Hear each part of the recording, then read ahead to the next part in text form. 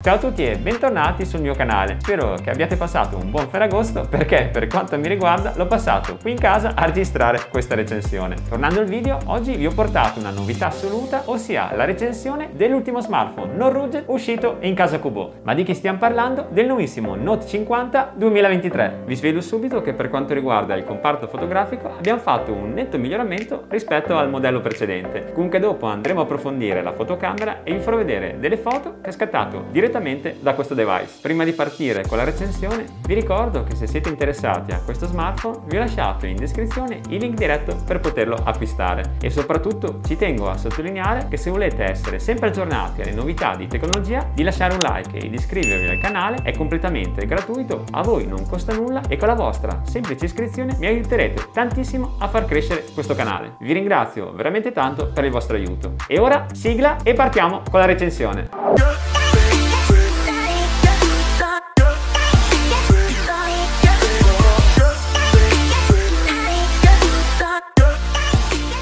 Apriamo la scatola, andiamo ad estrarre il nostro bellissimo Note 50. Noto subito che intanto Kubo inserisce già la cover protettiva. Il layout è molto semplice e compatto per chi è amante dello stile classico. Comunque dopo lo andremo a analizzare. Continuiamo con l'unboxing, apriamo questo vano, vediamo cosa hanno messo all'interno, la protezione dello schermo. Qui ovviamente ci sarà il manuale di installazione e la garanzia. Andiamo a aprire l'altro vano e guardate, come vi dico sempre, nei device Kubo inseriscono sempre nella dotazione base anche gli auricolari dotati di slot di tipo C. Non può mancare la mini chiavetta per la nano SIM, il cavo USB di ricarica e l'alimentatore dotato di slot USB e compatibile con la ricarica rapida. Riassumendo, questo è tutto quello che troverete all'interno della dotazione base. E ora andiamo a analizzare il telaio. Nella parte sinistra troviamo lo slot per le nano SIM. Lo vado ad aprire così vi faccio vedere che ha anche due slot questo modello. Andiamo ad estrarlo delicatamente. Eccolo qua.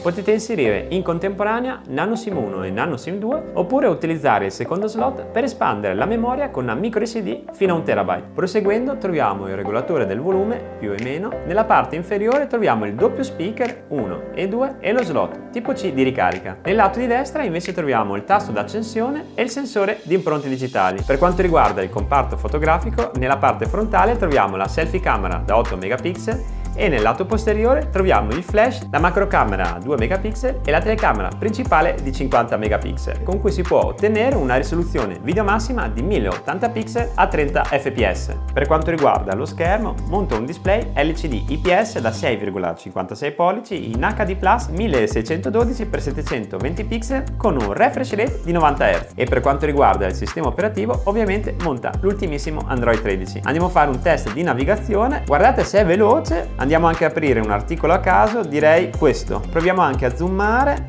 guardate anche qui come va veloce. Andiamo a zoomare anche un'immagine, ecco qua, ci siamo. Facciamo anche la solita prova della modalità evidenziatore e anche qui va parecchio veloce, guardate, perfetto. Per quanto riguarda il processore, questo Note 50 nasconde un Unisoc Tiger T606 da 1,6 GHz, dotato di 2 Cortex A75 e di 6 Cortex A55 e per quanto riguarda la GPU è dotato di un ARM Mali G57. Ora andiamo a fare un tour delle impostazioni. Come vedete sono le classiche di Android 13, uno dei suoi punti di forza però è la batteria. Monta una potentissima batteria a litio da 5200 mAh. Per quanto riguarda le dimensioni ha un'altezza di 165 mm, una larghezza di 75, uno spessore di 9,9 per un peso totale di 225 grammi e come colorazioni lo potete acquistare in 4 versioni: blu, viola, verde oppure nero. Per quanto riguarda lo spazio di archiviazione, questo device è fornito di ben 256 GB di memoria. Un'altra funzione molto utile è l'accensione e spegnimento programmato che non tutti i cellulari hanno. In pratica potete programmare il vostro smartphone ad accendervi all'orario desiderato, per cui se volete puntare una sveglia ad esempio alle 7:30, puntando l'accensione alle 7 meno un quarto, così lo potrete spegnere e farlo riposare di notte. Sicuramente il processore vi ringrazierà. Anche per quanto riguarda i sensori ci siamo, praticamente li monta tutti, ha sia l'accelerometro, la bussola, il giroscopio e anche il sensore di prossimità. Un'altra funzione molto importante è l'espansione della memoria. Per attivarla è molto semplice e soprattutto immediato, vi basterà andare nell'opzione espansione della memoria e premendo questa spunta raddoppierete l'intera RAM, passando da 8 a ben 16 GB di RAM, veramente tanta roba. E infine, per quanto riguarda la sicurezza, vi informo che si è dotato di riconoscimento facciale ed è anche presente il sensore di impronte digitali, che adesso andiamo a provare. Mettiamo in stand by, vediamo se lo prende subito, e l'ha preso. Facciamo altri 2-3 tentativi.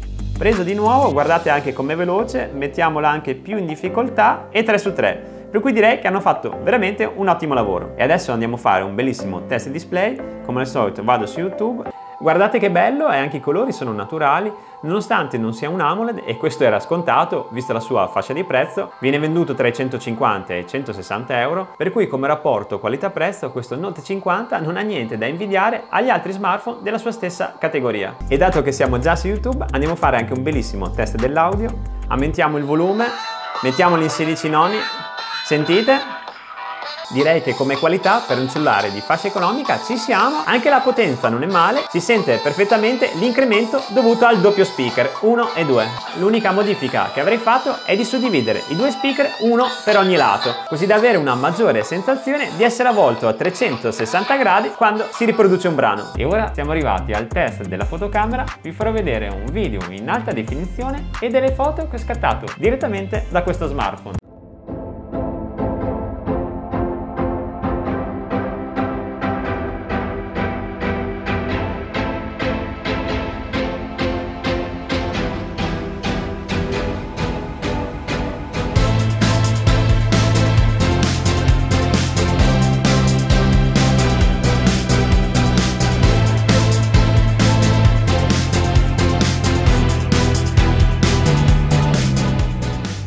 Come avete visto dagli scatti, le foto sono di buona qualità e nonostante la giornata fosse leggermente nuvolosa non si sono riscontrate particolari imperfezioni, e anche per quanto riguarda i video un netto miglioramento rispetto al modello precedente. E infine, come ciliegina finale, visto che voi siete un pubblico molto esigente, ho svolto anche un test game utilizzando svariati giochi 3D come Social Star, Match Arena e Mario Kart, e devo dire che tutto sommato si è comportato abbastanza bene. Il refresh rate da 90 Hz rende piacevoli e dinamiche tutte le modalità di gioco, anche quelle più movimentate. Per quanto riguarda i caricamenti, il processore Tiger T606 è difeso abbastanza bene, e anche per quanto riguarda l'autonomia, con questa batteria da 5200 mAh potete giocare anche più di 4-5 ore senza avere l'ansia di ricaricarlo. In conclusione, questo smartphone è un ottimo compromesso per le persone che stanno cercando un cellulare di fascia economica con un prezzo che non superi i 150-160 euro. Se vi è piaciuto il video lasciate un like e iscrivetevi al canale. Vi ricordo che nella descrizione di questo video vi ho lasciato il link diretto di questo cubo e i link di tutta l'attrezzatura che utilizzo per fare video su YouTube. Vi saluto e vi do appuntamento al prossimo video. Ciao!